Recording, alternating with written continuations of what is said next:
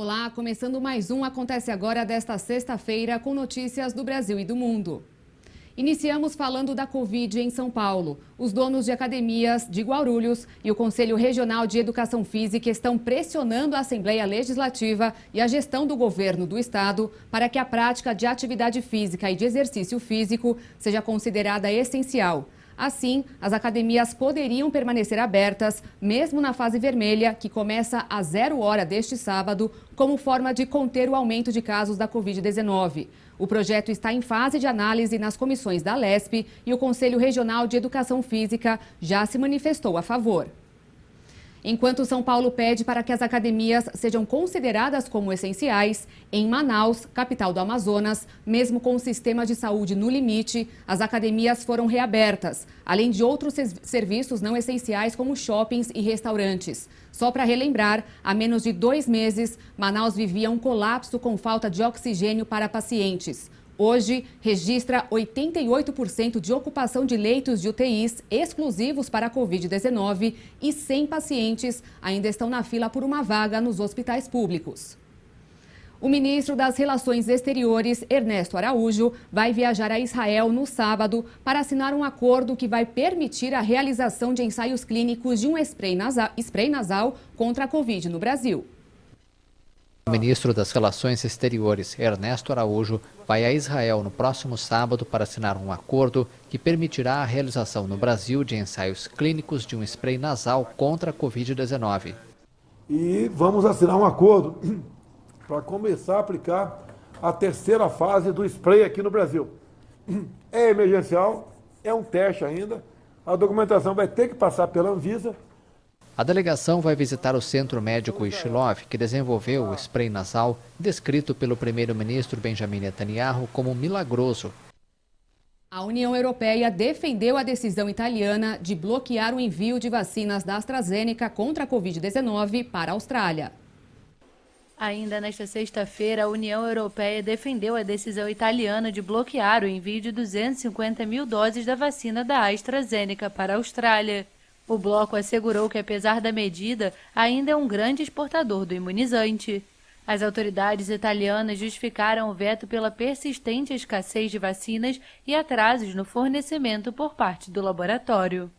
Já o Canadá aprovou a 4ª vacina contra a Covid-19, acrescentando a Johnson & Johnson à sua lista de imunizantes, que conta com AstraZeneca, Pfizer, BioNTech e Moderna.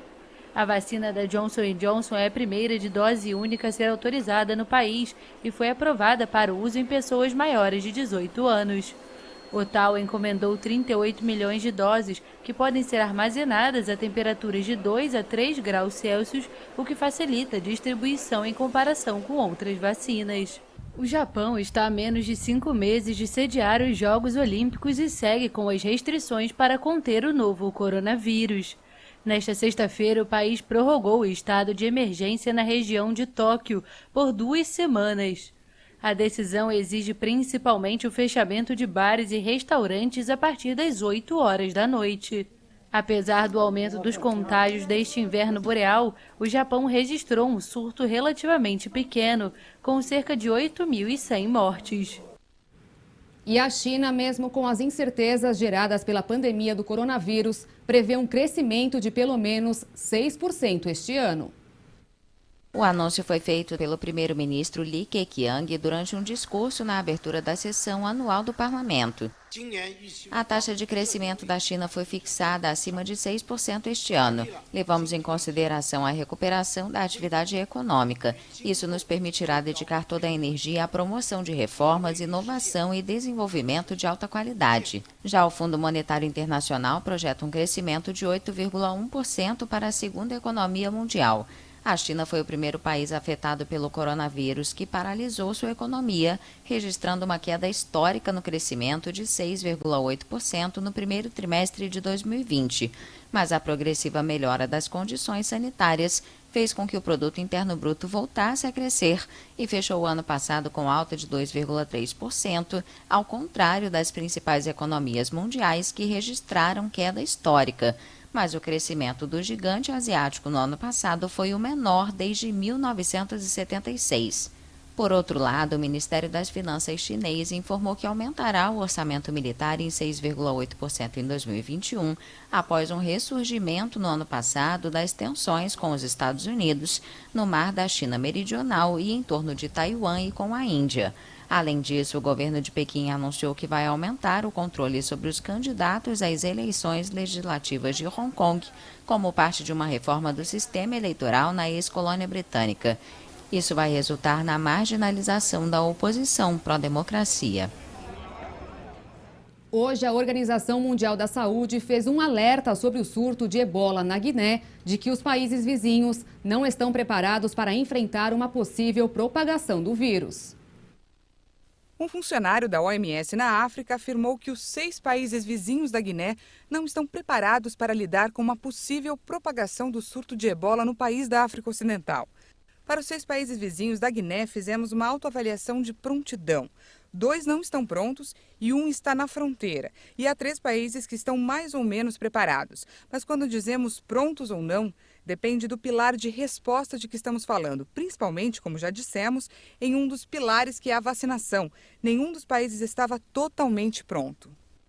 Em fevereiro, a Guiné voltou a registrar mortes por ebola, 5 anos depois do surto anterior.